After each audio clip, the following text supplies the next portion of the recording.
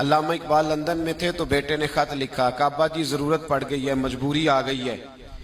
कुछ पैसे किसी से उधार ले लूं, जब आप वापस आएंगे तो लौटा दूंगा। तो इकबाल ने अपने बेटे को खत लिखा और उस खत के अंदर एक नज्म लिखी और क्या अंदाज इख्तियार किया, जावेद के नाम उस नज्म का नाम रखा। इकबाल कहने लगे, दियारे इश्क में अपना मकाम पैदा कर, अब्बे के सहारे जीना अब छोड़ दे, अब वालिद को बैसाखी बना के आगे बढ़ना छोड़ दे,